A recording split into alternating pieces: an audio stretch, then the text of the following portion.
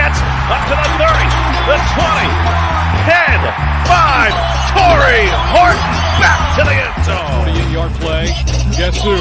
Body up the middle, making another move to the outside. 15, 10, end zone again. Keeps it. Nice move by Brown. He's got space. He's got 6.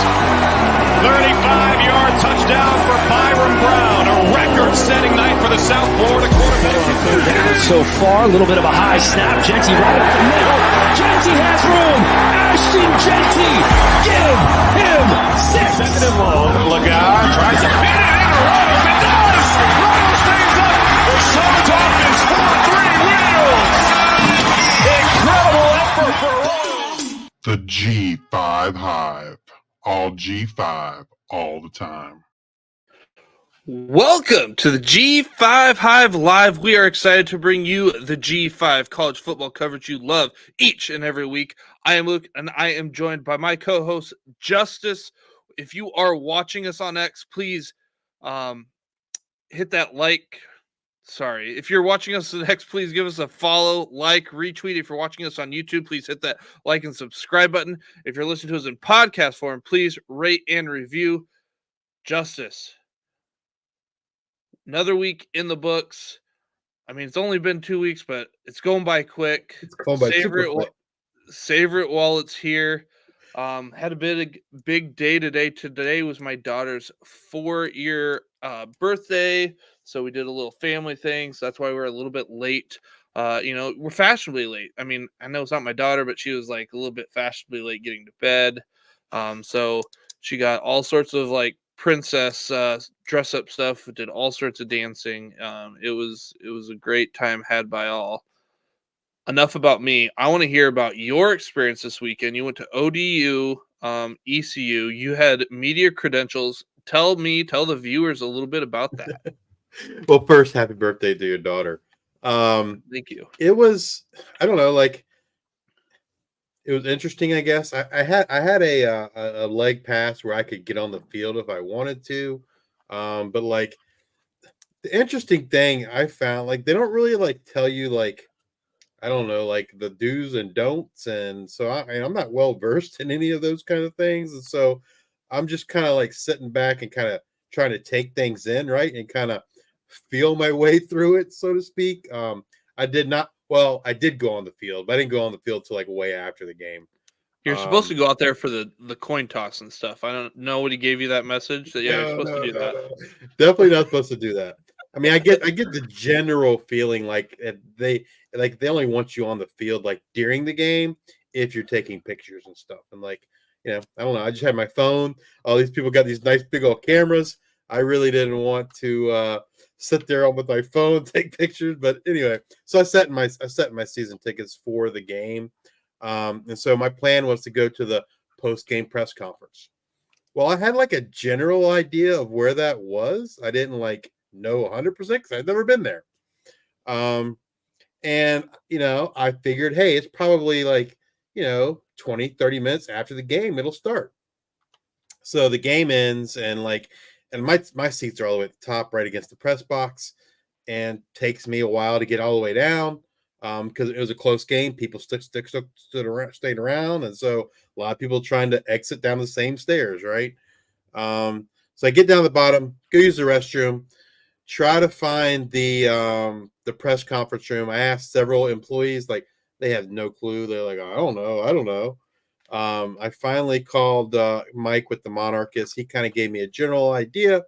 And so I opened this door and I found it. And then I went back and told the people that I was asking, I was like, hey, FYI, it's like right here.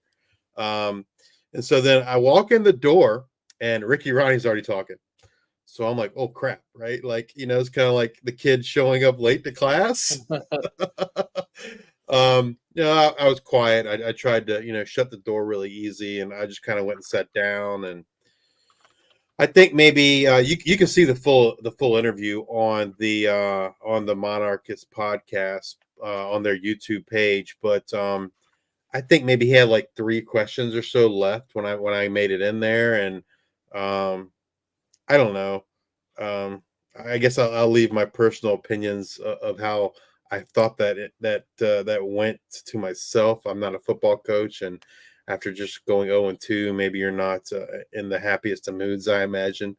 But he got done, and they brought in two players. It was running back Aaron Young, who had a nice game actually, and then a linebacker, and I'm not even going to try to pronounce his last name because I don't want to really butcher it, but Koa. And Koa had a nice game too. He had 18 tackles on the day. He started and played for Jason Henderson, who sat out. Ricky Ryan doesn't really talk about injuries. I did ask someone in there if someone asked about Jason Henderson because there's no indication Jason wasn't going to play until literally when I sat down I could see he wasn't playing. Like he wasn't dressed out, and so I think I tweeted it from our account right then. But Ronnie just doesn't typically talk about injuries. He's not going to tip his hand, so to speak. And so they said someone did ask, and basically he just said we'll evaluate that next week. So I have no idea if Jason Anderson is going to play. He tore his ACL late in the season a year ago, like in November, I want to say, like game 10 or so. And so I was shocked he played last week against South Carolina. So I don't know. We'll see. But yeah, I mean, I don't know. Like I learned, hey, I got to get down there like earlier. So like if it's a close game, I need to start making my way down before the game ends so that I'm there when he gets there, and I'm not walking in late again. How long did it go for? Oh, it didn't last very long at all. Actually, like I would say like 30 minutes maybe total, something like that. Um, maybe 10, 15 minutes with Ricky, and then another 10 minutes or so with the players. It might have only been 20, somewhere around there. And after that, I walked through the field because it's just quicker to get to where I park. Instead of walking out and walking all the way around, I just walked right on onto the field and I didn't cut across, but so I don't know. That was kind of cool getting to walk on the field. There were little kids out there like playing like two-hand touch on the field, and it was a cool experience. The game was not so fun. The Old Dominion offense doesn't look very good. The quarterback play leaves a lot to be desired. Just slow to make reads, slow to process things. Everything seems like a step behind. The receivers didn't really seem to gain a lot of separation, which doesn't help. Defense played and looked phenomenal. They had four interceptions. When your defense has 4 interceptions and you still lose the game, that's not good, right? I mean, and we did. I don't think we turned the ball over. So unlike we did against South Carolina the week before, but yeah, the game itself was disappointing. But the media access was cool, and said next week or this coming week against Tech, I will be sure to be down there and ready by the time Ricky enters the room and not coming in late. So. Well, I mean, down note ODU, up note, we've got some players of the week that we need to talk about. Absolutely. So as Justice gets that going, I have got my player of the week is none other than running back Ontario Brown, NIU. Last week I went with, the G5 over P4 win on the defensive side of the ball. I mean, we've got, I guess we missed the big news. Rudy has entered the transfer portal. He'll be now going to NIU. He's no longer going to Notre Dame. But yeah, I mean, we got Ontario Brown here, and he just had a huge game, 20 attempts, 99 yards rushing, 2 receptions for 126 yards. I can't remember what his big reception was, but it was the majority of that, and then a touchdown there. Only like 80 yards, I think, or something. Yeah, it was a good one. So like, getting that big win against number 5 Notre Dame at the, I think they were. So that's a huge win for NIU, huge win for the G5. And the MAC wasn't looking maybe so hot coming into the season. Hey, they put up a solid win here. I mean, I know NIU is a team that we forecast to be one of the top there in the MAC, but it's a good showing nonetheless. Absolutely. And for my player of the week, staying with the MAC, baby, tight end Harold Fannin Jr. Had an awesome game for Bowling Green this week. I did get to watch the first half of this game. They were winning that game when I was watching it, and Harold Fannin Jr. was a huge part of that game. 11 receptions for 137 yards and a touchdown there against Penn State. They came up a little bit short, but they played very, very well and could have won that game. I was super impressed with Bowling Green this week, and Harold Fannin Jr. Doing this. Penn State's defense is one of the top defenses in the nation. So, from a talent perspective, anyway, and so to see Bowling Green be competitive, have a chance to win the game, and Harold Fannin Jr. have the game he did, that's just awesome sight for the G5. Well, and seeing what they did to West Virginia just a week ago and having troubles with Bowling Green, Maction might be fun again. I mean, it's been down the last maybe 2 years or so. I feel like it was 3 years ago. It was pretty fun. But yeah, it could be a fun Could be back. Maction types. Yeah, absolutely. Let's move to the defensive side of the ball. All right. So my defensive player of the week, we just did an interview with him on. We released it last Friday. We did it last week during the week, and it's linebacker Marquise Watson-Trent from Georgia Southern. Georgia Southern had a big bounce back after that, close loss to Boise State there in week 1. They come back and get the win week 2 versus Nevada, and Marquise Watson-Trent was a big part of that. 14 tackles, 9 of those solo. He's just the leader of that team, leader of the defense as well, and great to see him have an awesome week. Maybe it's because he came on our show, right? Maybe that was the motivation. Maybe that was it. Maybe that was the motivation. I don't know. I like to think that. I doubt that's it. Marquise is a great player, but hey, we'll take some credit, I guess. Absolutely. I went with linebacker Jordan Pollard from San Jose State. He had 17 total tackles, 9 solo, 1 tackle for a loss, 1 pass deflection. Granted, I mean, they're playing Air Force, so they're going to run the ball a lot, so you're going to look to get those tackles. This game, I honestly thought that San Jose State would put up a lot more points. They go on to win this one 17-7, but again, a lot behind linebacker Jordan Pollard. And without his play, maybe this game is closer. Maybe they lose without his play. I think his play was pivotal in that game against Air Force. You got a big Mountain West game, gets you that win in the conference. I think that was a huge game, and hats off to Jordan Pollard. Absolutely. I mean, they, I didn't know that I necessarily expected San Jose State to win the game, but they went out and did it, against Air Force. Air Force, rebuilding, so to speak, but impressive game, impressive conference win there for the Spartans in week 2. All right, Justice, what does the Swarm need to know? News and notes from around the league. All right, so the first thing, and it's big news, the first time we're talking about it, back to Northern Illinois. They are in the AP Top 25. They are the only G5 team in the AP Top 25. They break in at number 25. So hats off to the MAC, hats off to the Huskies, and that huge win over number 5 Notre Dame. Some others receiving votes. Boise State, if you counted the votes, they would be at number 27. Memphis would come in at number 30. Liberty at number 36, and UNLV at number 38. And we're going to talk about it here in a minute, but UNLV's got and Memphis both have some great opportunities coming up this week against Power 4 opponents. If UNLV wins again, that's 2 wins over Power 4 opponents. So hopefully UNLV can pull it off this week. And then thoughts. I got a question, Justice. Boise State at 27, Memphis at number 30. Boise State barely loses to Oregon. It was a hard-fought game. Yeah. Boise played tough. Memphis wins. I honestly have Memphis ahead of Boise State.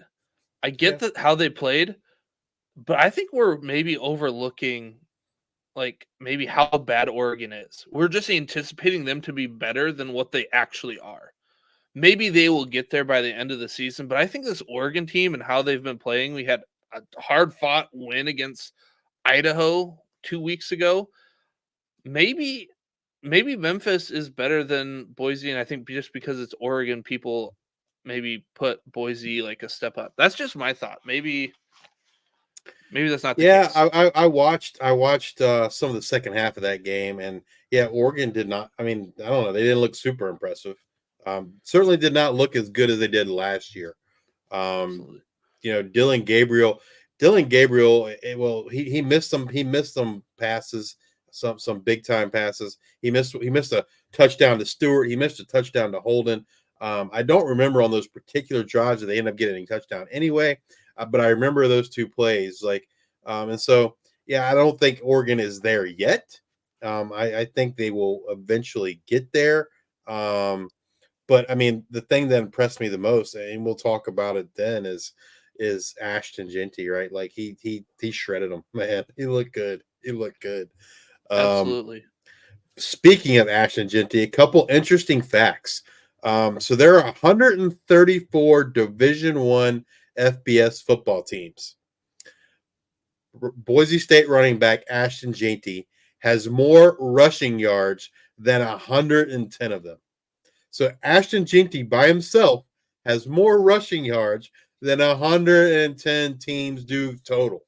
Ashton has 459 yards.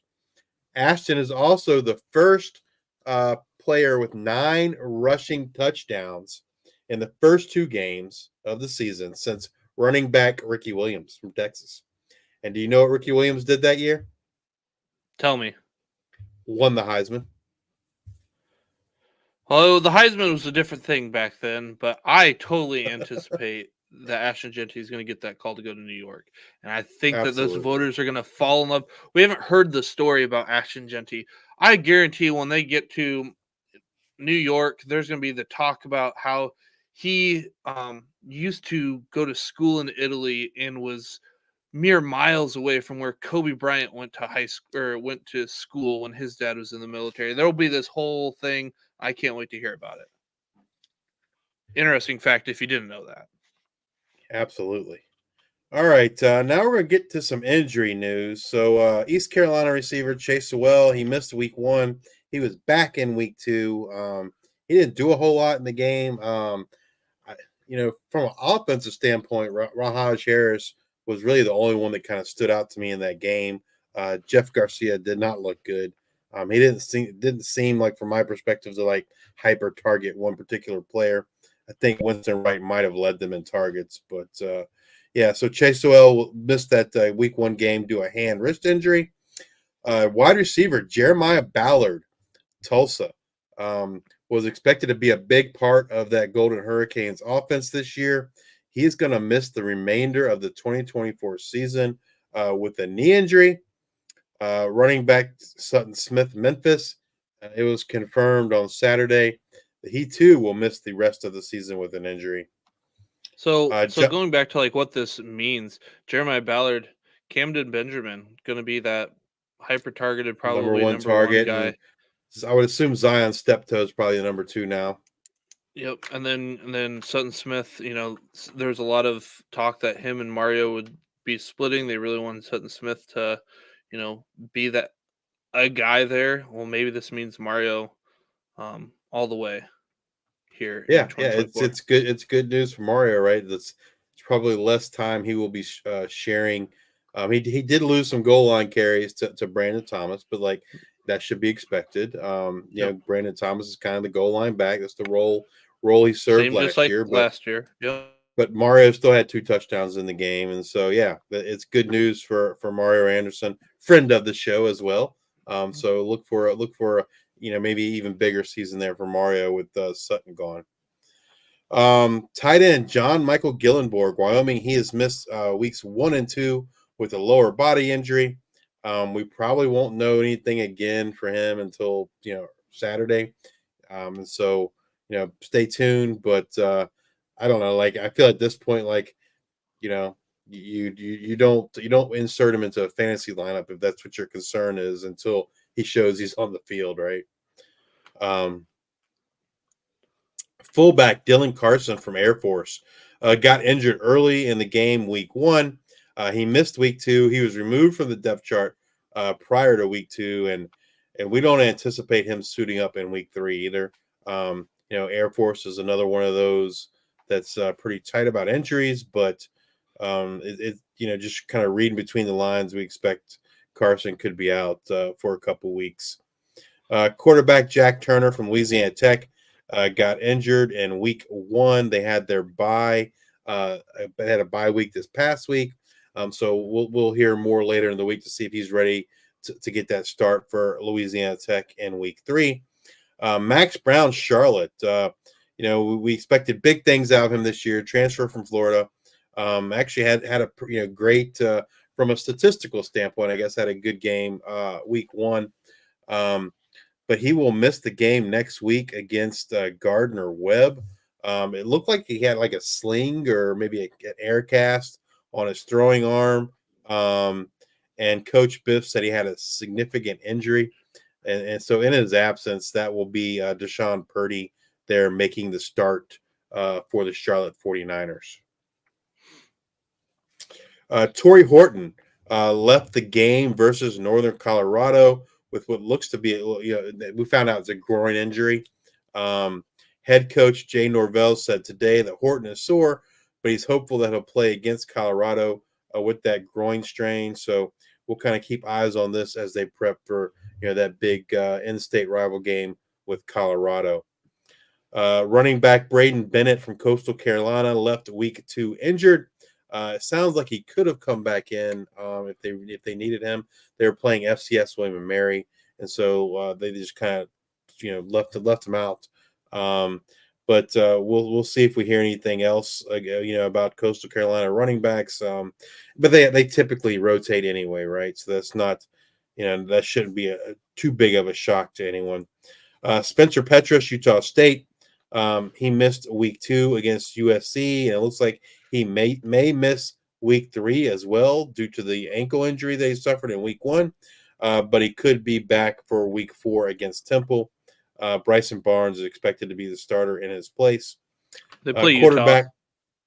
Utah. Yeah, they play USC, Utah. So yeah, it's a bummer. He's got to be pretty mobile. In-state game. Yeah. If that ankle's not good, I don't know if you're going to be moving away from that Utah defense. So makes sense. Quarterback Nick Evers from Connecticut missed week 2 due to a head injury.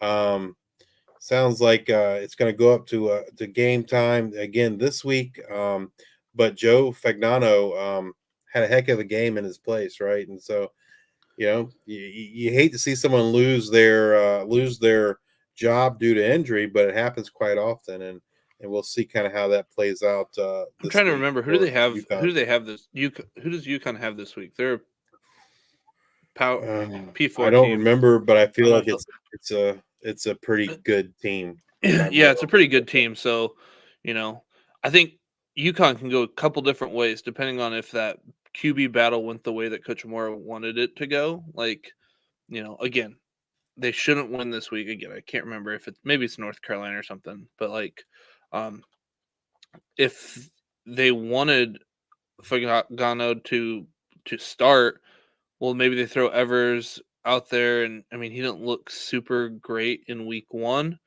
That then, hey, week 4 we give Joe the start, or if he really didn't want Joe to be the guy, hey, throw him to the Wolves here. See, look, you didn't look very good, Nick. You're back. I think depending on what Coach Moore really wants to do, could play the game a little bit. So this next piece of news, Jalen Buckley, Western Michigan was playing Ohio State this week, and Jalen Buckley did not play. Haven't really heard anything why. My gut feeling would be, hey, they're playing Ohio State. They didn't want to get their star running back hurt in a game that they felt like they were probably overmatched to begin with, and so they kind of tell that to NIU. NIU says, I don't care. Yeah. I want to go out and win. UConn plays Duke. UConn plays Duke. And I think Bowling Green kind of did the same thing with Tyrion Stewart, right? He didn't play against Penn State. Maybe I mean, Jason Patterson played in his absence and played well. But again, like I think they're already kind of banged up.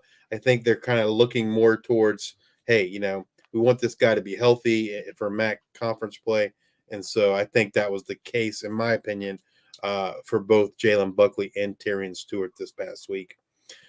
Quarterback Goose Crowder from Troy injured his shoulder on a dive into the end zone against Memphis.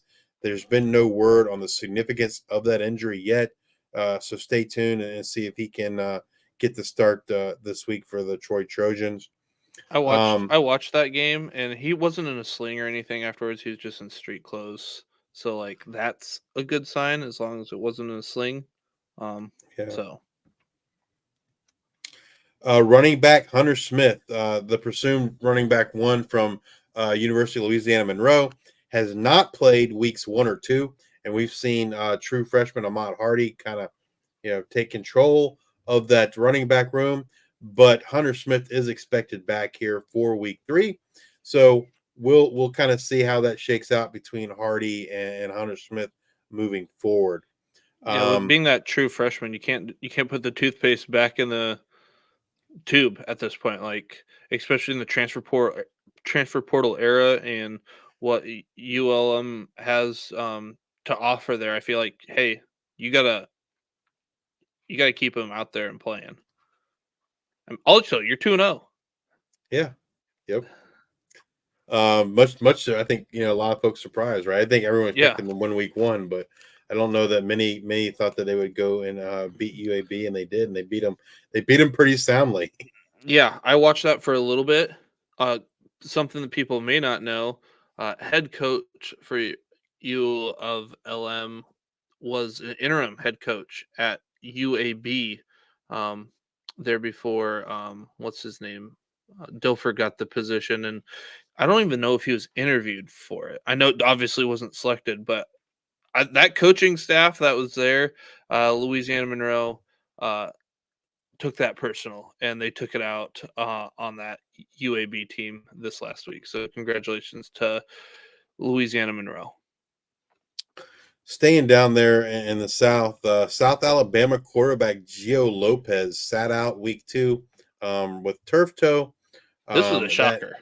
That I was a did not shocker. see this Like coming. that news was not really shared until literally I don't even know if it's shared before the game or It was like right after the game kickoff. started, or Yeah. it's typically what happens in the G5. It's right after the kickoff someone talks about it. But Bishop Davenport got the start. Apparently, Gio did not practice at all last week with that turf toe, and just kind of reading between the lines here, they play early this week. It's another short week. They play on Thursday night, and so I don't know. We don't really anticipate him playing. They play at an FCS school, so I Yeah. would anticipate they're going to give him another week off. They feel like, I mean, Davenport played well. It was a good game there against Ohio, but yeah, I would anticipate that we don't see him this week. But if we see anything official, we will certainly let everyone know. As I mentioned earlier, linebacker Jason Henderson did not play for Old Dominion in their game versus East Carolina. I don't know. Like this is just my personal opinion. Like I have no inside knowledge. I don't expect him to play this week, and I don't know. I think when he played in the game in South Carolina, like it was pretty evident he was not 100%. And so my guess is, or what I think they're trying to do is make sure he gets to 100%. When that is, I don't know, right? He does have a red shirt year left. He has never redshirted, so in theory, he could play 3 more games and still redshirt. Now, whether they're going to do that or not, I have zero idea. But I mean, I guess it's just going to depend on when he gets back. That would to be 100%. that would be very, very hard to beat any of his career stats at Old Dominion if he is able to, if he uses a red shirt and then comes back for another year. Yeah, absolutely. I mean, if he played this full year, he was probably gonna be the NCAA career leader in tackles. And so I don't know, I'm not sure what motivates him. missing a game, not playing all the game against.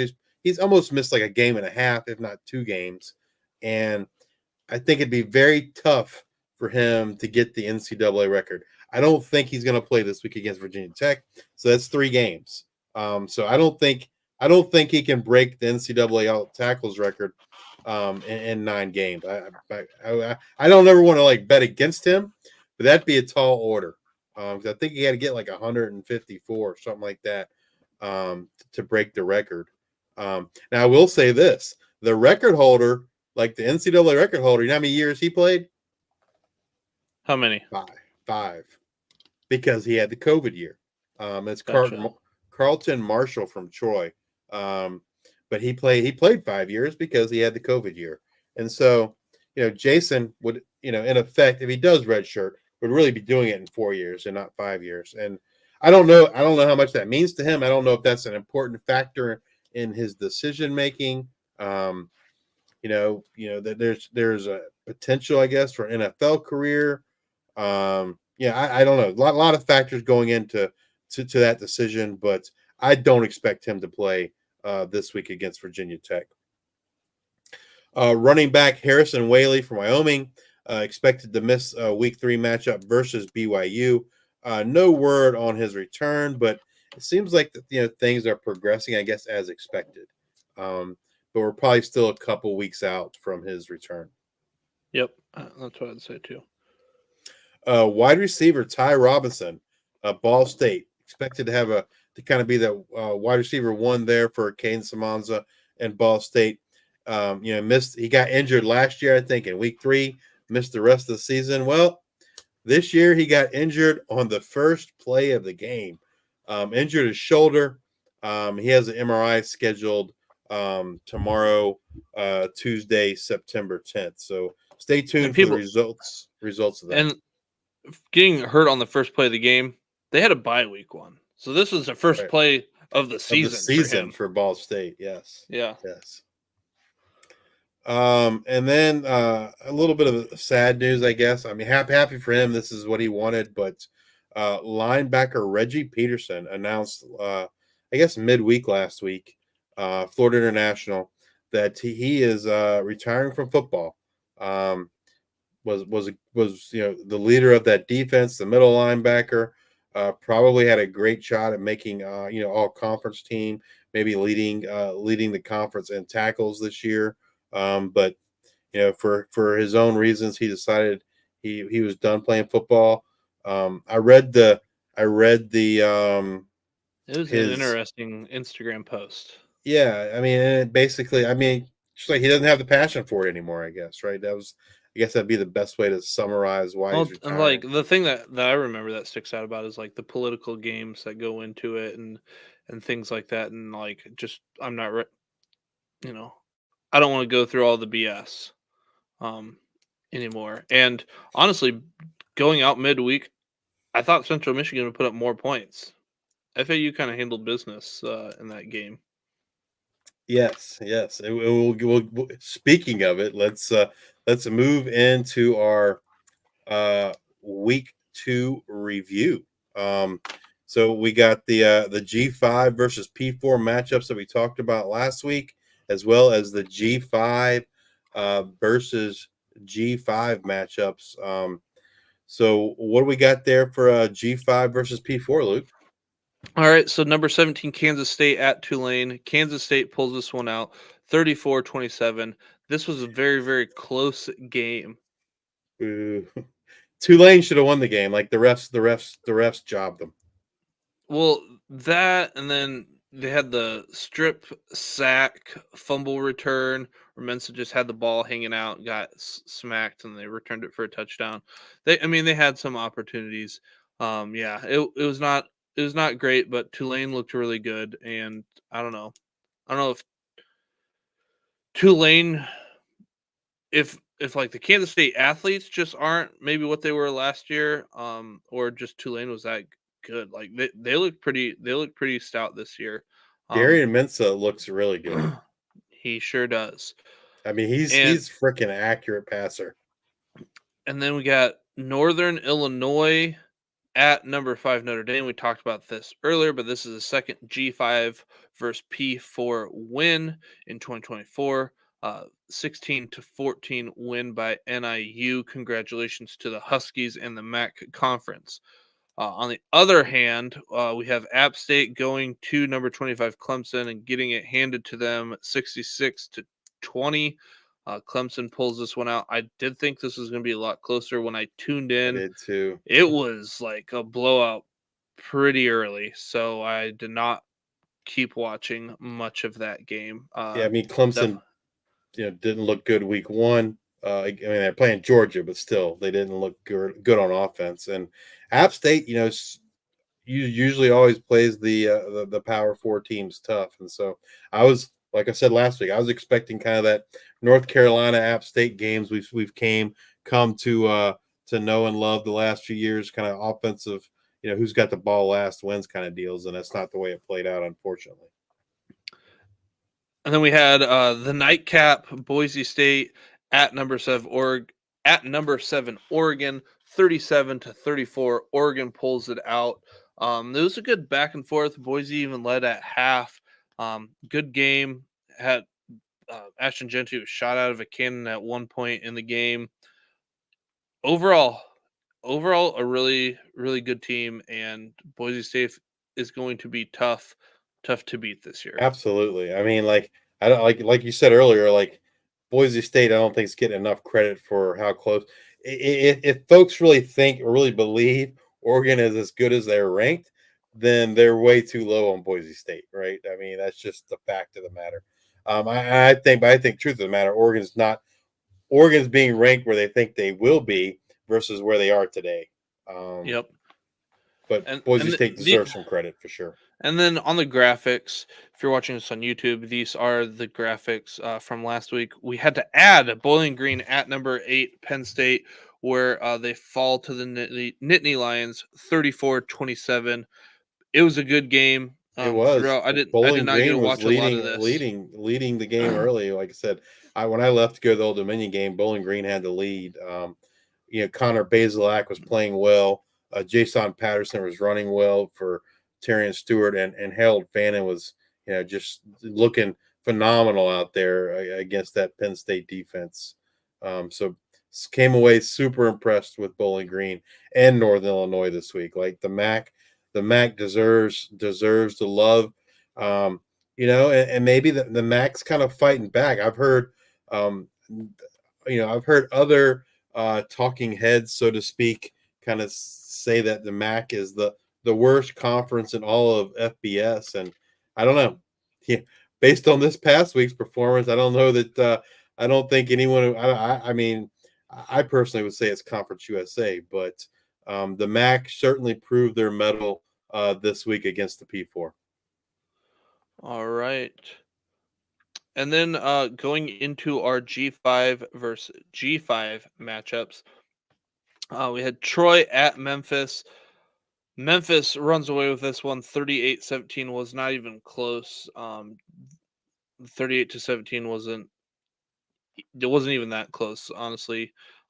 Watched a lot of this one, and Memphis, Mario Anderson was used a lot like Watson was last year. Like there were some times where there were routes developing, but like Hennigan was like it just seemed like he was, if it wasn't immediately there, it was a check down. And he had a lot of just check downs where I don't know what his, yardage was in those catches, but my guess is it was very, very close to the line of scrimmage. He was not going very far, but he was doing damage with his touches. It seems like Memphis just really hasn't been tested yet, right? They're just kind of operating on cruise control. Yeah, we will see how they do this week against Florida State. UTSA at Texas State. Talk about a blowout. I was watching this one.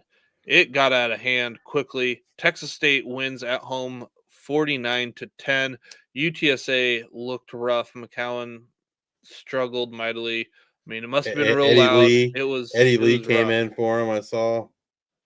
So yeah, it was definitely rough. and we talked about this, I guess, preseason, right? Like we weren't as high on UTSA as a lot of other folks were. Um, Yes. they lost a lot from that team from a year ago. And Texas State looks, it is on the upswing there in the Sun Belt. So I guess I would say I'm mildly surprised. I would expect that UTSA to put up, more than 10 points, but I'm not surprised that Texas State beat them fairly handily. And then we had East Carolina at Old Dominion. Old Dominion falls in this one, 20-14. It was not a We good talked about game it. for offense. We talked about it at the beginning, so I'm not going to belabor this. But East Carolina defense looking solid. Old Dominion struggling. Then we have Central Michigan at Florida International. The the fighting? What would you call them now? The fighting pit bulls at this point. Yeah, yeah. Mr. 305. Mr. 305. So Central Michigan loses this 52-16. Marion Lukes plays in this one, so that was a big help for them. Anything else that Joey you want to just mention? Labas didn't look as good as he did in week one. Man, I don't know. I think he threw a couple picks. Maybe more than two. But he did not shine like he did in week one. And then South Alabama at Ohio, they fall 27-20. The Bobcats pull this one out. I watched quite a bit of this one. I was flipping between different games, but I got to watch quite a bit of this one, and it was just a good game. I wish we got to see Gio Lopez play in this one. Davenport, didn't play bad by any means, but yeah, I mean, Ohio is a lot better than I anticipated, and I think you had mentioned that they were going to be better, and I kind of poo-pooed you, and I was like, I don't know, I don't see it. They lost a lot. I mean, that's part of the reason why they lost some of the offense that they did in the transfer portal, because they were losing a lot of that offensive line. But they're doing well this year. The running back situation, I noticed. I didn't watch any of the game, but I noticed both Ricky Hunt and Anthony Tyus got carries. Obviously, Tyus got more, but I mean, Hunt seemed to be productive with the opportunities he did get. Yeah, every time I turned to watch the game, Hunt wasn't in, so I couldn't tell you how really he looked. So every time, like, I had to go back and look at the box score afterward, because Tyus was in there all the time. Anthony Tyus was in there all the time. And then we have Tulsa at Arkansas State. Arkansas State pulls this one out 28-24. I'm trying to remember exactly what happened, but I remember texting you and said Tulsa blew it. Tulsa yes, effed you up. did. I was watching that game, and it was a good back and forth. Like, Arkansas State did not play well. Rayner did not. I don't know. The book's out on him. I don't know. He just You saw that towards the end of last season, right? Where I guess teams were able to game plan better against Rayner than they were early in the season. And this kind of goes into, like, I know we talked about a lot in the off season and leading up to the season. Like, I'm big on Tulsa. Maybe there might be a year or two away, but like, this team is coming together, and they might be coming together sooner rather than later. But they're going to be a fun team to watch. That defense played well. Held Rayner in check, who's obviously a running dual threat quarterback. But Tulsa should have won this game, in my opinion. Yep. All right. It just reminds me of that. Is it Denny Green, the Bears coach, standing at the podium? It's like, Vikings. They are who we thought. He was he the Lion or Cardinals? He was coach? with the Cardinals. The Cardinals at that point, right? I remember him Yeah. with the Vikings. I think that quote, he was with the Cardinals. Yeah. Yeah. They are who we thought they were. Yeah. We'll let them off the hook. That was it right there. All right, let's get into this week 3. A lot of great G5 versus P4 matchups this week. A lot, as you can see by the graphic on the screen. Yes. So let's get into it. Arizona State at Texas State, Thursday, 7:30 p.m. Eastern. Texas State, they were clicking last week, so we will see how they perform. Arizona State performed a lot better than I thought they would Yeah. last week, so this could be a Arizona really great State's matchup. looking better than I think people expected. But I think that this is a big opportunity for Texas State. The game is in San Marcos. I think it's a Thursday night, prime time, ESPN. I'm sure I don't know this on ESPN. I'm just assuming because it's the Thursday night game. But yeah, I think Texas State's gonna be fired up, and they're gonna get win number 3 for the G5 versus the P4. Well, we could be getting another win. We've got UNLV at Kansas Friday, 7 p.m. Eastern. We get another game here on Friday night.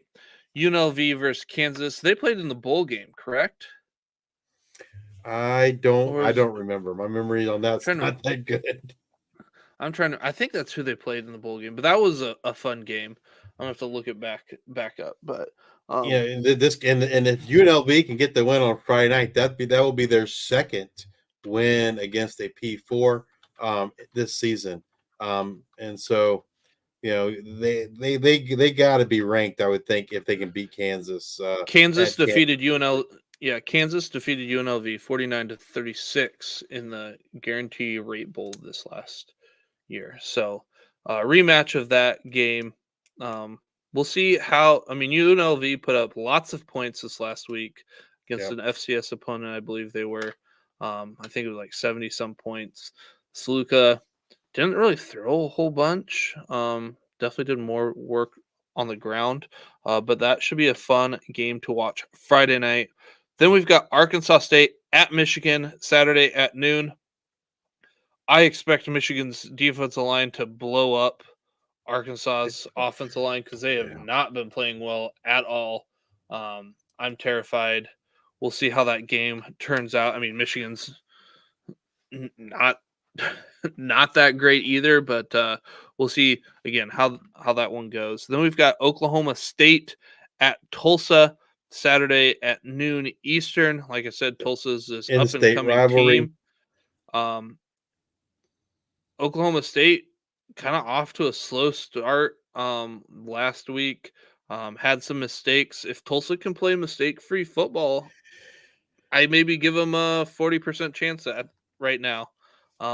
We'll see how it goes, but it's at Tulsa. Seeing a lot of these P4 teams go to the G5, which is interesting too, because it's not really from a recruiting standpoint. Not like Oklahoma State needed to go to Tulsa, Oklahoma. Yeah. So then we've got Louisiana Tech at NC State Saturday at noon. I kind of anticipate NC State to bounce back from last week, and expect that linebacking group to be the heart of this team. I would anticipate NC State gets a win over Louisiana Tech. Then we've got Central Michigan at Illinois Saturday, noon Eastern. Central Michigan just didn't look that great last week, so we will see how they look. Illinois looked better than I thought they would look this year. So tale of two different teams right now. I anticipate Illinois will win that one. And then we've got Memphis against Florida State. Memphis has been clicking. Florida State winless. They're coming off a bye. You would think they'd be focused. But I still like Memphis. I get they haven't been challenged, but that Florida State team has not looked great. I'm expecting, if that defensive line, who is supposed to be great, is actually great, and they start getting some pressure, maybe some dump offs here to Mario Anderson. But I'm expecting Memphis this to be kind of maybe similar to that Oregon Boise State game, in maybe the back and forthness of it. I don't know. Memphis played Iowa State really well in the bowl game, beat them. I don't know. Give me Memphis in this one. And that's a game that we had circled many weeks ago before the season, as Memphis is, I think we said Memphis is going to upset Florida State, and the game due to Florida State's poor performance to start the season, the game's lost some of that luster. And so, now I think Memphis needs to win the game for different reasons, right? Because Yeah. if they lose to Florida State, then everybody, well, Florida State's not good. You lost to a bad Florida State team, and so Memphis really needs to get this win. It's not necessarily going to bolster their playoff chances, I don't think, because Florida State's not good. But if they lose to Florida State, it's going to torpedo that talk, I believe, just because Florida State, has performed so poorly. Then we've got Cincinnati at Miami of Ohio. Miami of Ohio held Northwestern to 13 points. I believe they lost 6-13. If I'm remembering back, they had a bye week this last week. Again, Cincinnati going to Miami. You got to like your chances with getting that home field advantage. Cincinnati playing a lot better this year than last year. Brett Gabbert, he'll come up in the 2020s, but if he has a solid game, I can see Miami of Ohio and that defense stepping up. One of the better defenses in all of the G5, let alone the MAC. I think this could be a closer game than people realize. Then we've got a fun game. This game, I think last I saw the over-under was maybe at 65 or 64 or something like that and a half. North Texas at Texas Tech. Upset alert. North Texas takes down Texas Tech. Hopefully, just a lot of fireworks. Texas Tech didn't look good this past week against Washington State, and another game you thought would be like a shootout, and it definitely was not a shootout. But Texas Tech did not look good in that game. They didn't have Taj Brooks, their star running back, but hopefully he's back for this matchup, I guess, for their sake. But North Texas playing well to start the season, and like you said, another potential G5 versus P4 upset. This could be an upset alert weekend. Yeah, like I feel like there's for sure there's going to be like two, but I'd probably say three G5 over P4 wins this weekend. You said you did you just guarantee two? Did you just Well, guarantee I think for two? sure there's two. I think for sure there's two, but like I'd probably put like 75% odds that there's three. Yeah, I like the Memphis. I like UNLV. Texas State could be the other one. North And Texas, we'll get to my other one here that I think Rice over. We'll get to it later. Rice, I think, can beat Houston. And there's a dark horse one that I kind of like coming up. Then we got Ball State at Miami, Saturday 3:30 p.m. Eastern. Tulane at Oklahoma, Saturday 3:30 p.m. Eastern. This one is an upset one that I like. Oklahoma just hasn't looked great lately. Jackson Arnold not really slinging the ball all around. I like what Tulane was able to do against Kansas State. We'll just see if OU has the I assume they'll have the athletes to win this one, but I would anticipate this one to be closer. I mean, really, what's the difference between Jackson Arnold and Avery Johnson? I mean, they're probably similar, so it's going to be probably a similar prep. In that sense, Jackson Arnold's a little bit better passer than Avery Johnson. Well, Avery Johnson's a much better runner, though. But I mean, first year full time starters, things like that. So, and then this one is kind of my upset alert. Toledo versus Mississippi State. Mississippi State not looking great. The offensive line not looking great. Toledo typically has a tough defense. Toledo 2-0. This could be one of those games that we are looking in the fourth quarter, and it's a lot closer than we imagined. Yeah, the MAC, getting another huge win, and against the P4. We've got Nevada at Minnesota, Saturday 3:30 p.m. Eastern. We've got Troy at my Iowa Hawkeyes, Saturday at 4 p.m. Eastern. Your Hawkeyes, man, they're gonna be I guess looking to put some punishment on Troy, I think, after losing to in-state rival. Yeah, it was Iowa State. It was embarrassment. It was an embarrassment. UAB looks to bounce back at Arkansas Saturday at 4:15 p.m. Eastern. If they play like they did last week, Taylor Green might just run all over them. Not really sure there. Utah at Utah State, 4:30 p.m. Eastern. Again, Utah State probably going to be looking to their backup quarterback. Also, Utah, Cam Rising left with an injury. Maybe they play their backup quarterback in this one. UConn at Duke, Saturday, 6 p.m. Eastern. Virginia Tech at Old Dominion, Saturday at 6 p.m. Eastern. Based off of what you've said, I'm not looking. A fun fact, though, for that game, Old Dominion is 2-0 against Virginia Tech at home. So we've never lost to the Hokies at home. Conversely, we've never beat the Hokies in Blacksburg. I mean, I hate to say this, but I think that streak ends this week. We've got UTSA at Texas Saturday at 7 p.m. Eastern. If UTSA looks like they did against Texas State, this will look ugly. Texas, they are a national championship contender.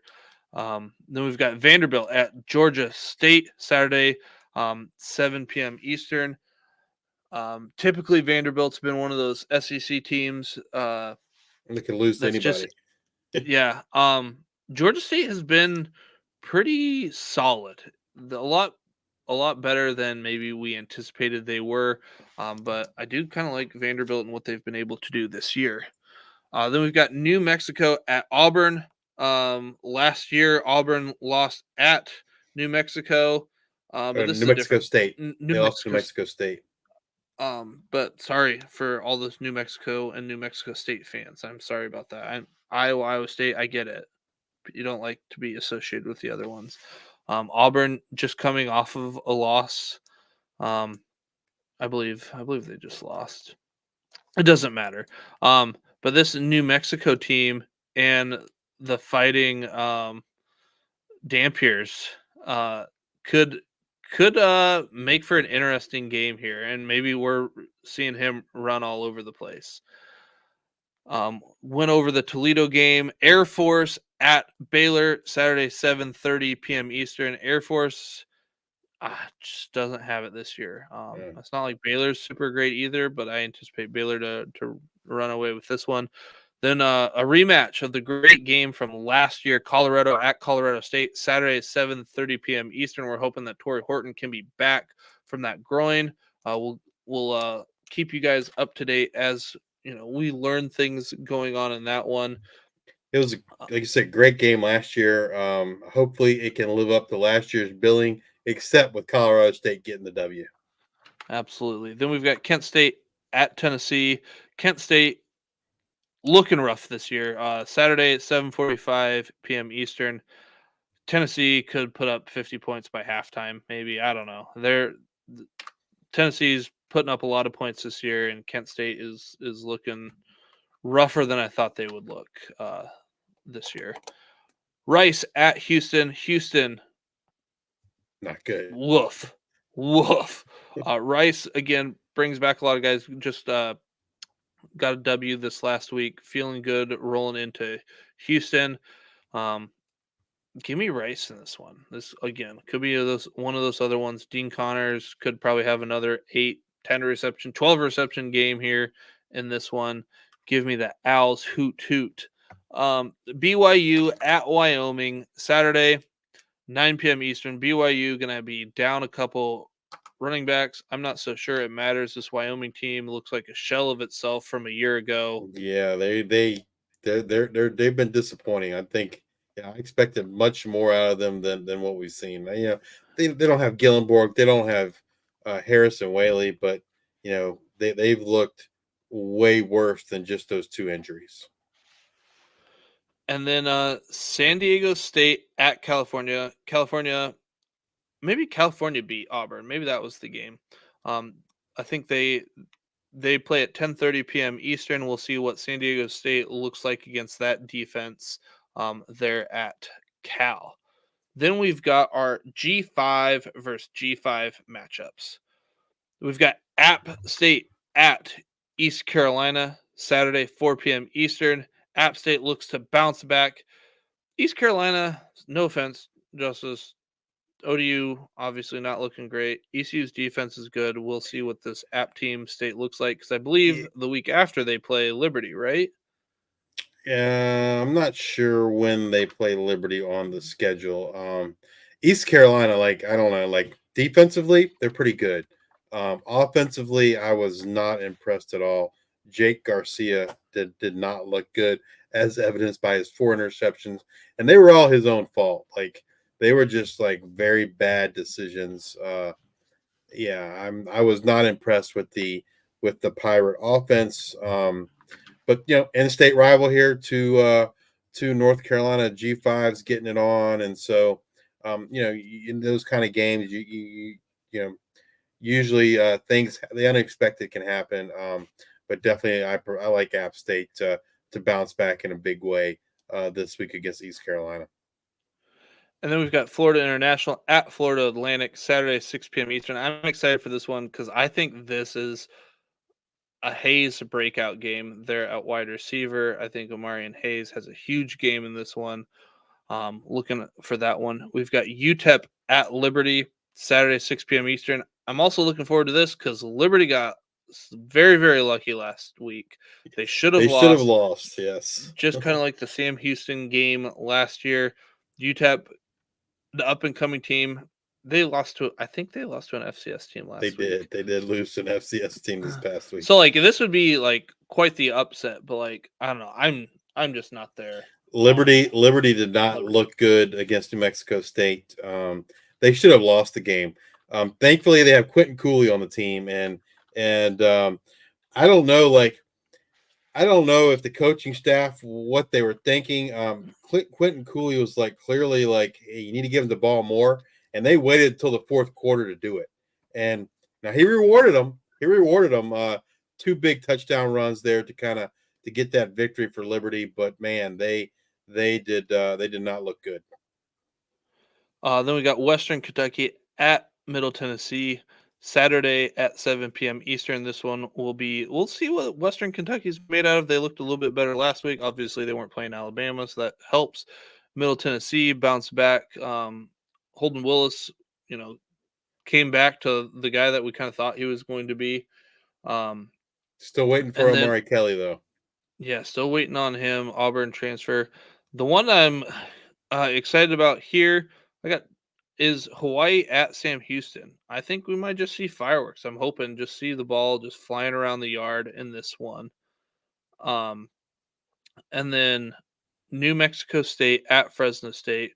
We'll see how this Fresno State team looks. They've been throwing the ball. Mike Keene, bounced back after Michigan. Also, New Mexico State playing a little bit better than maybe I thought they would. Absolutely. They should have beat Liberty. This past week. So, we'll see if they can bring it against Fresno State this week. All right. Now let's get into our 2020 guys.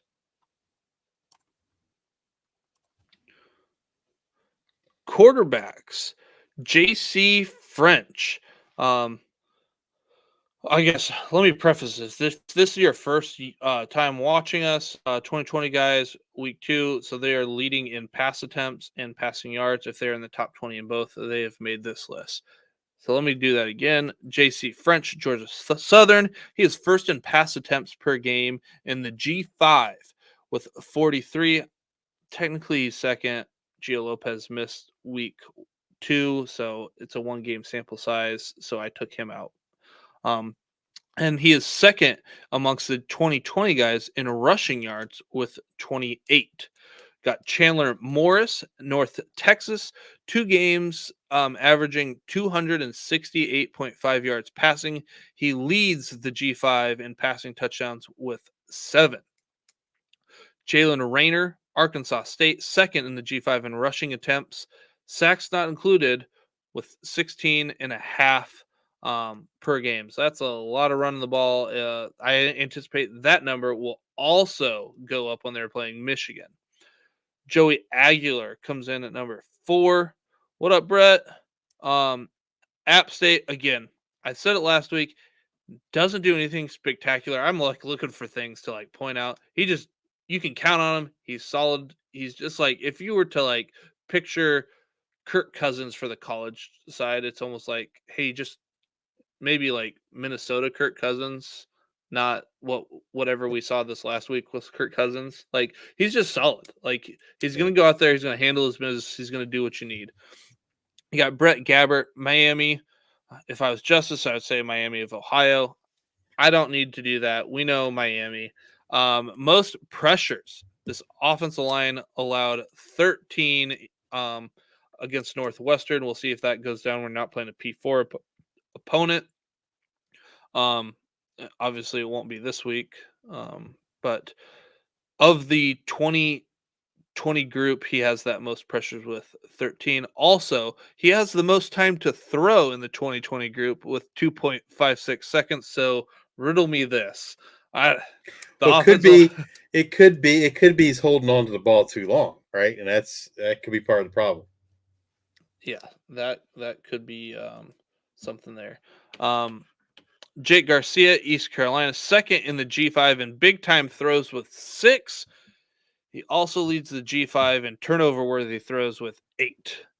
So he had 4 interceptions this past week. He did not look good. Caden Samalza, Ball State, they had a bye in week 1. So again, 1 sample size, but he threw it 38 times for 4 touchdowns against Missouri State. Something to keep an eye on if that is something that they're able to roll with. TJ Finley, Western Kentucky. I really didn't have anything there to.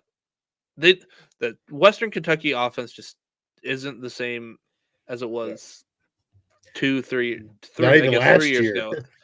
It is looking rough, but throwing the ball and getting some yardage. And then Mikey Keene, Fresno State, third in the G5 in big time throws with 5. He is tied with Chandler Morris. Running backs. 2020. So this is our total touches and total yards.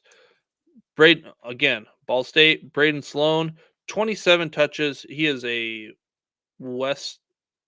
Eastern Kentucky transfer. Yep. 27 touches for 149 yards in week 2. Second in the G5 in receptions per game with 6. He has 42 yards. Ashton Genty, Boise State. Dude's great. 9 touchdowns in 2 weeks. Move on. Marquez Cooper, San Diego State, averaging 22.5 touches per game.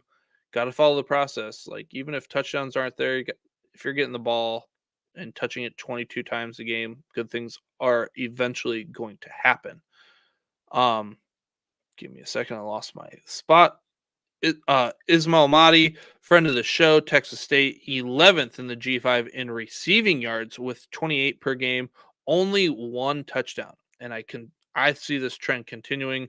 They mentioned in our G5 Hive Worker Bee series that they, wanted to use him more so between the 20s and then a different back there when you get to the red zone. So unless he gets those big runs, like, I expect somebody else to come in there and take the touchdowns. I wonder if we saw Lincoln Pear have a good game this week for Texas State, and I just wonder if that was the product of the game being out of hand, right? I mean, because we saw Ishmati have a great game week 1 in a closer game, and then week 2 where it was more of a blowout, they gave him some rest. So be interesting to see how it plays out for Texas State this week against Arizona State. Makai Hughes, Tulane, looked great there against Kansas State. I don't know. Can't say enough of a great job that he did. He is tied for 8th in the G5 in rushing yards per game with 91.5. And that's with a P4 opponent in there. Anthony Tyus, Ohio, 3rd in the G5 in rushing yards with 138.5. He had 17 for 74 and 1 touchdown in week 2. We all know his great week 1 performance. Dean Connors, Rice, 1st in the G5 in receptions per game with 6.5, so 32 yards. Now, if you remember, the first guy, Braden Sloan, he had 6 receptions in week 1. So, I mean, he could be the Dean Connors of the North, I guess, if Dean Connors is the Dean Connors of the South. Let's move over to our wide receivers. We've got Pofile Ashlock, Hawaii leads the G5 in targets per game with 13.5. Again, got to follow that process. If you're getting the ball thrown to you, you're earning those targets. Good things are going to happen. Talk about good things happening. Jamal Pritchett, South Alabama, averaging 9 receptions and 132 yards per game. Looked good there against Ohio this last week. Nick Nash, San Jose State, tied for first in the G5 with 3 touchdowns. I just thought that was interesting. Through 2 weeks, you kind of anticipate maybe like some wide receiver having more than 3 touchdowns at this point. Not the case. 3 touchdowns aren't a sticky stat, but Nick Nash heavily used there in that game against Air Force.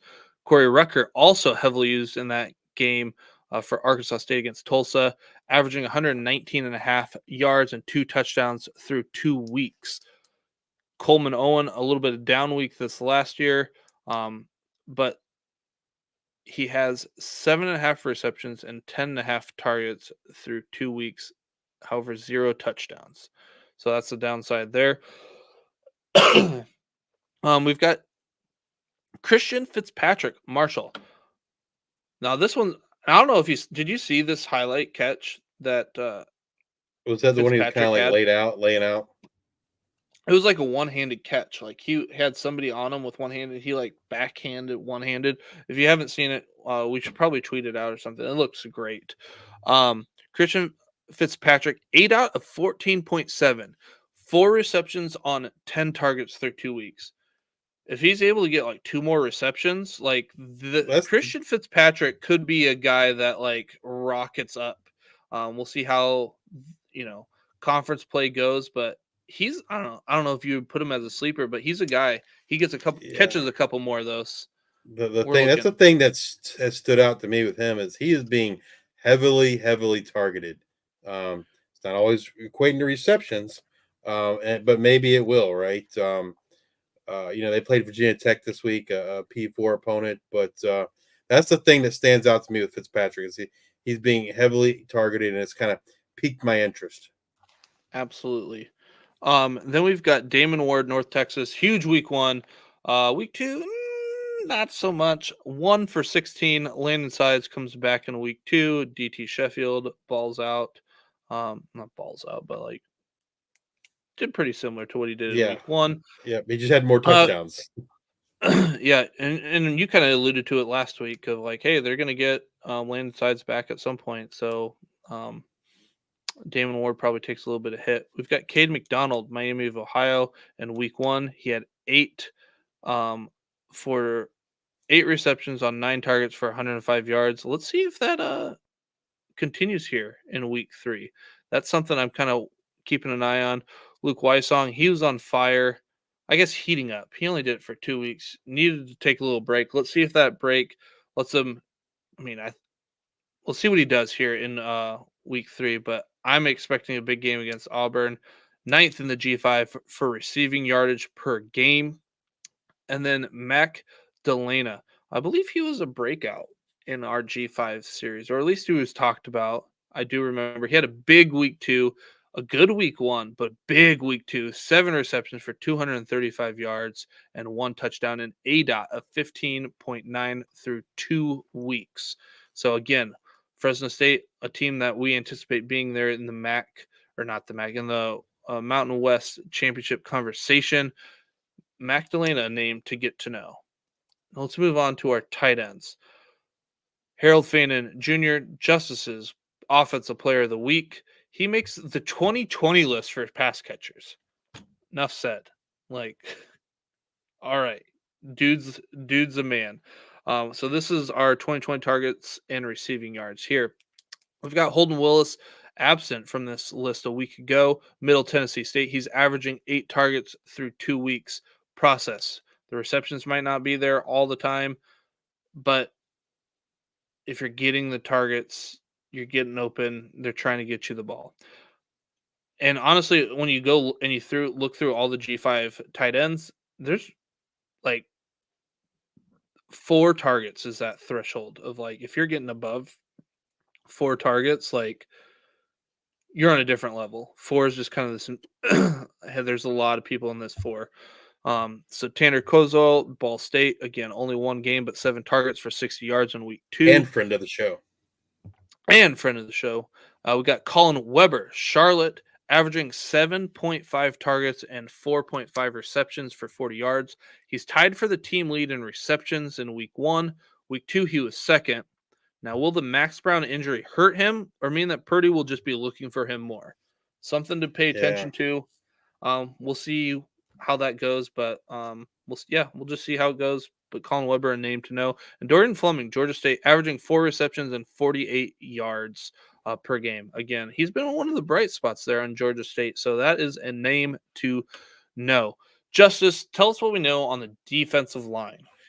So for defensive line, we're looking at havoc rate here for the 2020 guys. If you're not familiar with havoc rate, it's looking at sacks, pressures, hurries, QB hits, stops on 3rd and 4th down, like crucial stops, and you're dividing that by the number of snaps they play. And so first up, last week we had another Kent State player on this list, Stephen Daly. But this week we got his defensive end mate on the other side there, Cameron Olds from Kent State. After 2 weeks, leading the G5 in havoc rate at a 0.23, or if we were to convert it to percentage, 23%. Next up, defensive end Cameron Stewart, Temple, with a havoc rate of 21%. Desmond Little, UAB at number 3. 20% havoc rate, and the lone defensive tackle interior player on this list after 2 weeks is Will Whitson, Coastal Carolina, havoc rate of 18%. And then the only repeat from week 1, he was number 1 last week. This week he's down to number 5, but he had 2 sacks again, so he's got 4 sacks in 2 weeks. Mike Green of Marshall, havoc rate of 18 or 0.18, 18%. Breakout. He was named a breakout player by the Thundercast, the guys from Russ and KD there from the Thundercast pod when we did our Worker Bee series with them. And I got to tell you what, buddy, they nailed it, right? Because, I mean, like 4 sacks in 2 games, two sacks this past week against Virginia Tech. Yeah, he is we're only 2 weeks into the season, and he's already surpassed, I think, any kind of expectations from that you would expect. He's having a superstar breakout year, right? Not just a standard breakout, I would say. All right, let's move over to the linebackers. Now, for linebackers, we're looking at tackles per game. And the top 3 guys were here last week. Not necessarily in this order, but they were in the top 5 this week or last week as well. And number 1 is Luke's defensive player of the week, Jordan Pollard, linebacker for San Jose State, averaging 13 tackles per game. Obviously, like Luke mentioned, they played Air Force this past week. And so, anytime you're playing one of the academies, whether it be Air Force, Army, or Navy, you're going to rack up a lot of tackles from the linebackers because they run the ball a lot. Jordan Pollard with those 17 this past week. But he had a good week, week 1. I think he was either 2 or I think he was number 2 on the list, or maybe 3 in the list week 1. He had double digits in week 1. But that big game against Air Force propels him to number 1 in the G5. Dorian Hopkins, UTEP linebacker. He was number 1 last week, drops to number 2 this week with 12 tackles per game. And Blaine Myrick, South Alabama, just super steady. Like he's not, he hasn't had the big game like Jordan Pollard was 17, but he's like right there, 10, 11, 12 tackles a week. Only a sophomore from South Alabama, having an outstanding season for the Jaguars. Matt Salopek, new to the list. He's a part of the great linebacker tandem that Miami of Ohio has with him and Ty Wise. Matt Salopek at one time was a defensive back safety. He's been a linebacker last year and this year. He comes in also with 11 tackles per game. And then rounding out the list is another player from Marshall. So Marshall's had a player on the defensive line and the linebacker group this week. Landon Watson, Marshall, coming in with 10.5 tackles per game. Tackles are the name of the game for the linebackers. These are the guys kind of leading the way for their teams in the G5. All right, moving over to defensive backs. So for defensive backs, havoc rate something that we calculate on our own, and for defensive backs, we do the calculation here as well, and it's adjusted net yards against per coverage snap. Really, what you're looking at is how is the cornerback or safety playing when they are targeted, like when the guy they're covering is targeted. How well are they doing? And so, like I said last week, three is like what you see from the number one guy in the NFL. And so anything close to 3 is a really, really good number. Once again, we only have one repeat this week. I think he was number 2 last week. That's Evan Jackson, who's now number 5. But number 1 this week, and it's kind of interesting. I believe the last week we had a different player from Connecticut and a different player from Kennesaw State. And so this week we got cornerback Damon Brinson from UConn with a 2.9. Like I said, 3 is considered like really, really good for NFL. So 2.9 there for Damon Brinson. That's really great. And then cornerback Tyler Hallam, Kennesaw State. Last week we had the name escapes me, but a true freshman for Kennesaw State. This week, Tyler Hallam comes in with a 2.6. Next up, Ladarius Webb Jr. at number 3, someone that we talked about on our Worker Bees series from South Alabama. He's a transfer from Oklahoma State. He comes in at a 2.5. And then cornerback Jordan Toney, Eastern Michigan, coming in with a 2.4. And then Mr. Evan Jackson, safety from North Texas. He's the only repeat on the top 5 list after 2 weeks. He comes in with a 2.2. And that's going to wrap up our 2020 guys, offense and defense. These are the players like you guys need to know. These are the guys getting it done, both offense and defense on the G5 level. And we'll probably see a lot of these guys playing on Sundays in the future. So what a better time to learn these guys, get to know them here while they're in college. You can say, hey, I remember that. Justice and Luke talked about that guy on the G5 Hive and his havoc rate or his touches per game or whatever. But just try to give the outstanding players of the G5 some love. I do have one clarification that I want to talk to the viewers and listeners about. So I'm going to do the offensive stuff during the year, and that is a cumulative stat. So who continues to stay on top for yardage, reception, or yardage, targets, things like that, touches. Justice, when you're doing the defensive stuff, is this just week by week performance, or is this also a cumulative? No, thing? it's also cumulative. Okay. And it's a good point though, because we try to normalize this stuff, right?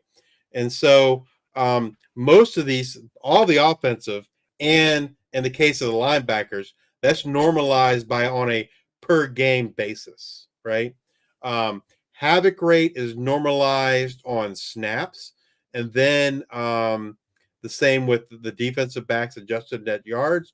But then I do filter out snaps. Like for instance, so if a guy plays one snap and gets a sack on that one snap, his havoc rate's going to be crazy, right? Going to be 100%.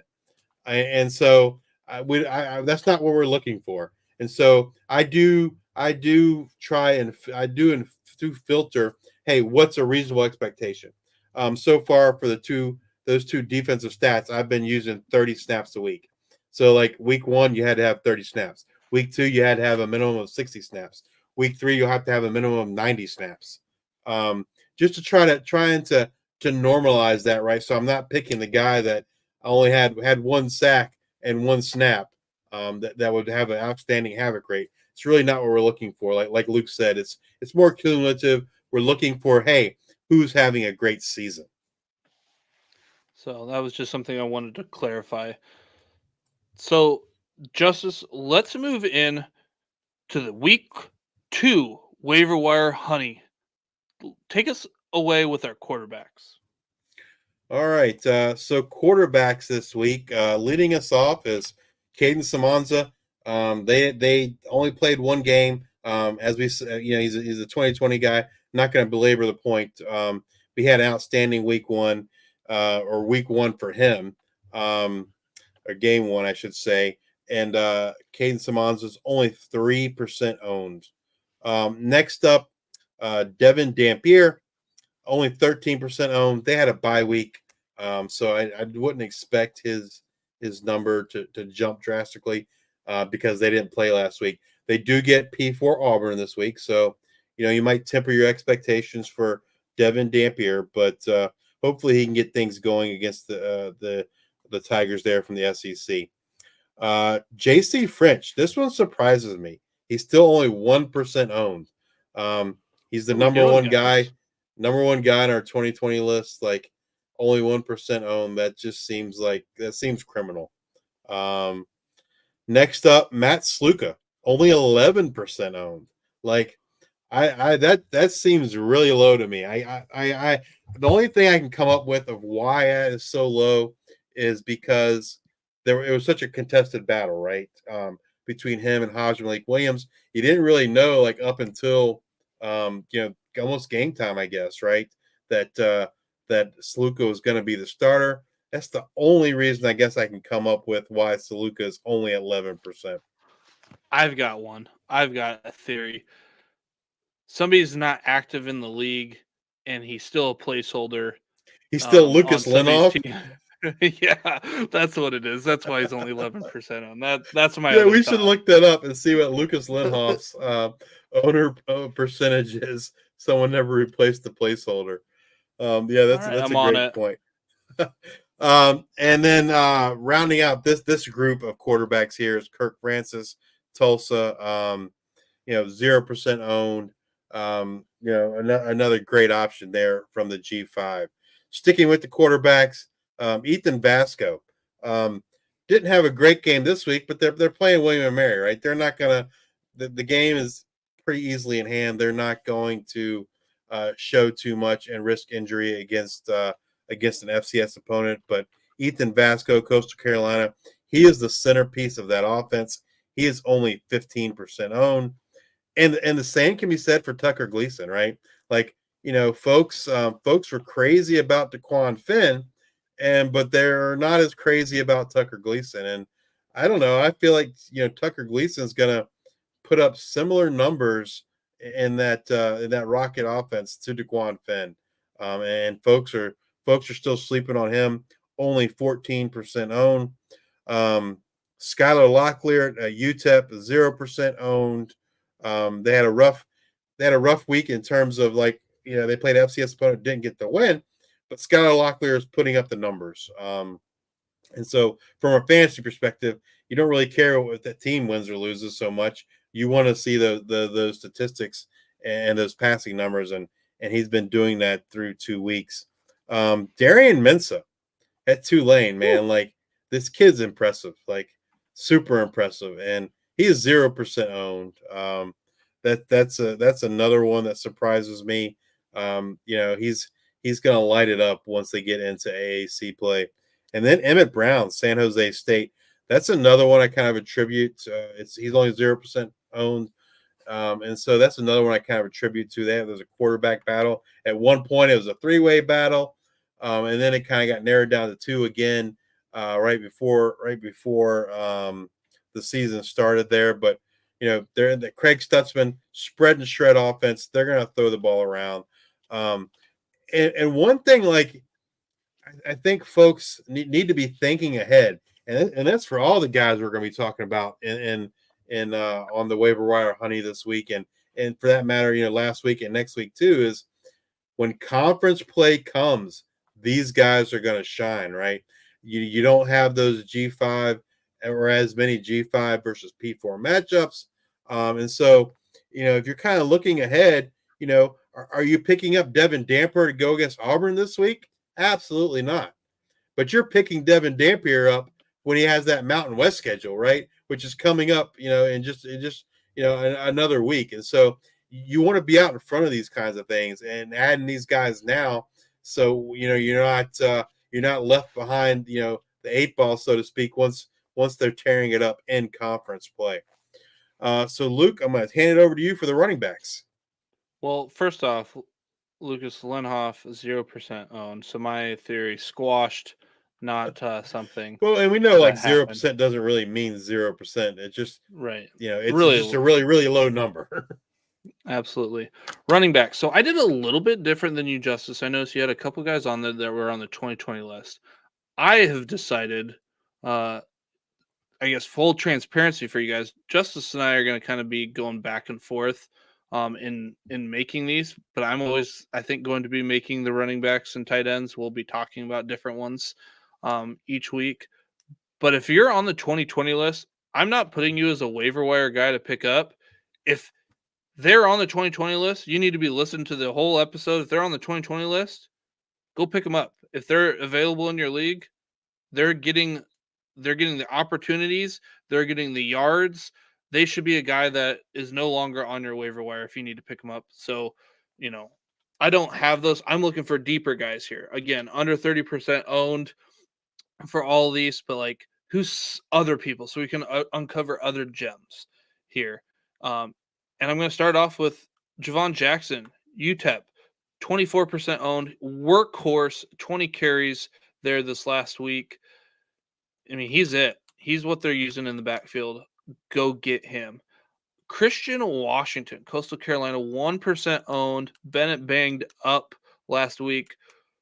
They used a rotation. Their number 4 running back, I believe it was, got hurt last week. So they're down to 3 running backs. I think Max Baltazar is out for the year. So he's currently averaging through 2 games, 14.5 touches for 73.5 yards. I think that's for 1% owned. I might be interested. They're not going to throw the ball super well. I really don't know who they're throwing the ball to there at Coastal. So Christian Washington, a name to know. Rahaj Harris, ECU, 6%. He saw 26 carries in week 2. He didn't see much in week 1. What's the deal with that? Well, looking through some stuff, asking some questions. It was a blowout there in week 1. They didn't really need to have him out there. He's going to be the lead back. He's going to split time. It's going to be like a 1-2 punch. Now, I'm not even going to say 1A, 1B punch with gun. Like, it'll probably be like a 2 to 3, like a 66 to 33 kind of percent. I think Bond will get some carries too, just because he's a different kind of back. Yeah, but I like Harris there, 26 carries in week 2, like that. Kanye Udo, Army, 4%, consistent, 14 carries in week 1, then 15 carries, 75 yards, then 70 yards. He has 3 touchdowns on the year. They're going to run the ball, and he does it well. A freshman last year. You like to see what Kanye Udo can do here in 2024.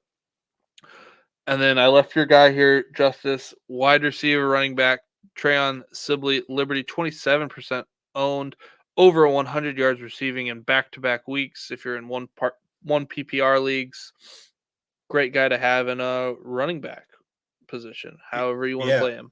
Yeah, I mean he is a receiver, but he has dual eligibility, and if you're in a PPR league, those guys can be fill-ins, and they might not, he might not have the high ceiling, but he's got a high floor. Absolutely. Then next slide, we've got Seth McGowan. He was on here last week, 5% owned, 20.7 points, 17.6 points in back-to-back weeks. A bright spot for New Mexico State. I believe, right? He transferred from Oklahoma, I believe. Well, he went from Oklahoma to junior college and then to New Mexico State. But yes, originally he was a Oklahoma commit. UMass, Not a lot going on for them in this offense, but Jalen John, 2% owned, 14 carries in back-to-back weeks, was shut down by Toledo, but he's got Buffalo this next week. So a guy that might pop off here, Jalen John, also on there last week. Another hybrid wide receiver, running back type being used more as a wide receiver, Cam Thomas, UTEP. He is an Austin P transfer. Tiny guy, 5'7", something like that, real small. 0% owned, averaging 8.5 targets and 85 yards per game. You like to see that. And then Ahmad Hardy, University of Louisiana Monroe. We expect a step back based off the news, that Hunter Smith is going to get, worked into there a little bit more. But like I said, you can't put that toothpaste back in the tube. Hunter Smith should be back, but in week 3, but touchdowns in back-to-back weeks for Ahmad Hardy and averaging 16.5 touches and 80.5 yards per game. I expect him to still see some carries. I mean, again, maybe these are all guys that are just watch and see. I really like Cam Thomas if you want to play him. I really like Seth McGowan, Trent Sibley. Yeah. I think that Javon in Jackson. my leagues, if those guys were all on my ad lists this week, So, if they weren't already rostered. All right, Justice, take it away for wide receivers. Number one to me, and it's absolute travesty. He's still on this list, and that's Nick Nash, right? Jeez. We've talked about it. I've heard others talk about it. Nick Nash, in a Craig Stutzman spread and shred offense, he's playing out of the slot. He is the guy that they're going to target, constantly every single week. Nick Nash is a wide receiver 1 for fantasy purposes, and I hope next week he is not on this list anymore. He needs to be above 30%. And we got Damon Ward. Damon Ward's of everyone we're going to talk about for wide receivers, Damon Ward's the one that's closest to that 30% threshold. Given the poor week 2 performance, I'm not sure he will break that threshold. He's at 28%. But North Texas is going to throw the ball, right? And I don't expect him to do what he did in week 1 every week, but I also don't expect him to do what he did in week 2 every week, right? It's probably somewhere kind of in the middle. But they do have a plethora of receiving options there for North Texas.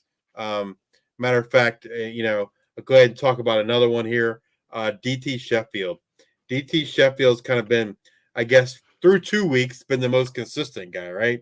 Damon Ward went absolutely bonkers in week 1, did next to nothing in week 2. DT Sheffield, from a catches and target standpoint, was pretty consistent week 1 and week 2. But where he really jumped up in week 2 was he had 3 touchdowns. So DT Sheffield, probably got overlooked there in week 1, and people are taking notice of him here now in week 2. Mac Delina, another guy that was on our 2020 list, kind of there with Jalen Moss, had a breakout performance in week 2. They had a pretty good performance in week 1 too, and Mac Delina is 0% owned. I'm sure he's going to be a popular ad this week. And then rounding out this group of receivers is Corey Rucker, Arkansas State. Luke talked about him in the 2020 list, heavily targeted, only 20%. I feel like all 5 of these guys here, if they are available, you need to go out and get them. I'm not sure if you're not adding these guys, you must have a pretty stacked wide receiver room, because these guys are getting targets there, and they're producing on a weekly basis, and they're all in good offenses too. All right, our next group of receivers here. Now these are these guys I would say are probably a tier below that group, that first group that I just talked about. But you got Dalen Cobb there at Georgia Southern. Again, consistent guy. I don't know that he has a super high ceiling, but I think he does have a high floor there for Georgia Southern. He is only 15% owned. I got a question I got a Yes. question then for you, Justice. If Cobb is the second tier below that first tier, what separates him from DT Sheffield? Both Probably the maybe option touchdowns. two. Off the top of my head would be the touchdowns. Okay, because like if you're thinking they're both maybe wide receiver twos on their team, um, but then you got French with throwing the crap out of the ball most in the. I mean, Chandler Morris also on there. So I was just kind of curious what puts Cobb down there like a step, in terms of that. Kind of what your thought process was. Yeah, just I think for me, like touchdowns would probably be the big thing, and I don't know that he has like 200-yard upside, right? Um, I think like but I think his floor is probably like 70 yards, right? Um, but yeah, I mean he's consistent, and we want consistency too. And so you need those guys that have high floors as well. Ultimately, what you want is the guy has a high floor and a high ceiling, right? But that's like that's the golden goose, if you will, the golden egg, golden ticket. And so sometimes you need to kind of have a mix of guys that have high floors as well.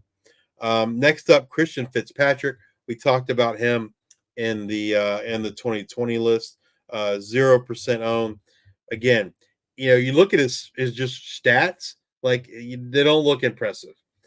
But man, he is getting a high number of targets each and every week, and that's the thing that stands out the most for me with Fitzpatrick. And I think this picture might be from the catch that Luke was talking about. Cade McDonald. We want to see it again here in week 3, what he can do there with Brett Gabbert, but he certainly looked good in that week 1 matchup. And someone that's he is 0% owned. And so one thing about Brett Gabbert, I think, what history has shown us is he locks in on a target. And early indications are that's going to be Cade McDonald. And he could be the next Mac Hippenhammer, if you will. The guy that's going to be super productive at wide receiver there for Miami. Next up, a guy that I think is surprising, folks, and that's Luke Floria from Kent State, 0% owned. We talked about him last week. Him and Krishan McCray.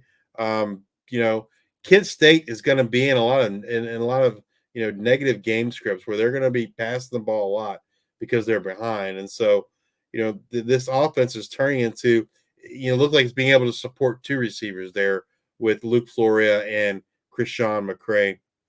And then finally, someone again that Luke talked about in the 2020 guys, Luke Wysong, New Mexico, 0% owned. He's the guy that's going to be heavily targeted in that New Mexico offense. I expect him to get a good amount of targets this coming week as well, playing against Auburn. He plays the slot. He's going to get some of those dump off passes from Dampier as he's facing the pressure of the Tigers there in week 3. But I mean, all of these guys from a receiver standpoint, I mean, I think are worthy to be added. Again, like I said in the quarterbacks, sometimes you guys need to be thinking about the weeks ahead, right? Because these guys, they're produced. Not only are they producing now, but just wait till they get to conference play, right? Where they're not playing, the SECs or the Big Ten teams, and so kind of get ahead of it, of your league mates there, and add some of these G5 players before we get to conference play where they're really going to shine. All right, Luke, why don't you finish us up there with the tight ends? And I talked about earlier with the tight ends about this like threshold of right around like 4 targets. And Justice, if you want to do just a little bit of talking, I'm going to get into the spreadsheet on the back end, and I kind of want to look here on targets. So there's like this threshold. There's like 1, 2, 3, 4, 5 guys with 4.5 targets, and then 1, 2, 3, 4, 5, 6, 7, 8, 9 guys who are averaging 4 targets, and then there's like everybody else. So like 4 is kind of like, okay, I might be able, give me into a touchdown, give me something here. So I took Bowden Groen. So here all these guys are averaging 4 or more targets through 2 weeks. I took Bowden Groen out of that initial slide that he was in last week in that 2020, or not the 2020, in the 2020 group. But here he's only 13% owned for Rice, 5th in the G5 in targets, only averaging 30.5. So you need that touchdown. But yeah, I like Bowden Groen. I like what Rice can do.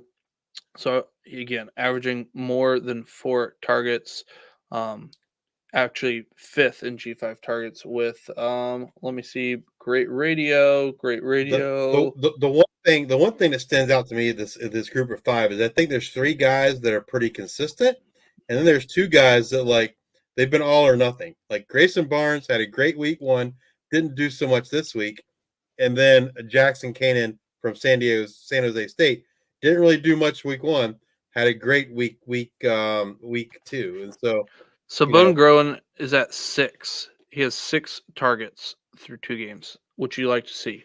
That's above that 4. Then Grayson Barnes, Northern Illinois, 31% owned. Again, he's over that threshold, but it's our show. I can make whatever rules I want. Yeah, it's 30% owned. I don't care. He's at 31. He's got dual eligibility most of the time in your leagues, wide receiver, tight end eligibility. He's got an 11-yard ADOT, so you like that. Eli Wilson, App State, 7%, nothing flashy. He's going to get you 3 receptions. Consistent. He's going to get you 3 receptions for 30 to 40 yards a game. And maybe a touchdown every Maybe a touchdown. Yep. So that's what you're going to get with Eli Wilson. Alex Bowman, Tulane, 8%. Similar to Groden, leads the G5 in touchdowns from the tight end position with 3. So he's getting those looks around the end zone. So if you want to chase a touchdown, Alex Bowman is a great guy to target. And then Jackson Cannon from San Jose State, 0% owned, but he has a 15.2 yard ADOT and is currently getting 4.5 targets per game, but only averaging 1.5 receptions. This is the same as the Fitzpatrick with a Marshall type thought process. He's averaging 44 yards through 2 games. He's hit or miss, but he's getting those deep targets in that offense that were, the spread and shred. If he can up those receptions in that 4.5 targets to 3, 2.5, you might be getting closer to 60 yards. So that's, again, it's a dart throw, but that's a guy that jumped out to me and widely available in your leagues. Anything that you want to talk about there, Justice? Otherwise, yeah, I mean, no, I mean, my thoughts, like I said, Groen, Eli Wilson, and Bowman, I think they're more consistent. Barnes and Cannon seem to kind of be the boom or bust, right? At least through 2 weeks. We'll kind of maybe we'll see what week 3 has to hold for those guys. But Bowden Groen, like if he's available, like I'm adding him, right? If he should not be below that 30% threshold. I'd rather have Groen than Grayson Barnes personally, and Groen's only 13%. So, Bowden Groen, a productive tight end, consistent, one of the best tight ends in the group of 5, and definitely should be above that 30% threshold. All right. Well, that's going to do it for us tonight. Come back and join us next week as we discuss what happened in week 3, as well as look forward to week 4 of the 2024 season. And as always, bring you up to date on all the latest news and happenings in the world of G5 college football. If you're watching us on YouTube, please hit that like and subscribe button. And if you're watching us on X, please give us a retweet, a like, a follow. And if you're listening to us on Apple Podcasts or Spotify, please subscribe and leave those 5-star ratings and reviews. Thank you all for your support. And until the next time, we are the G5 Hive.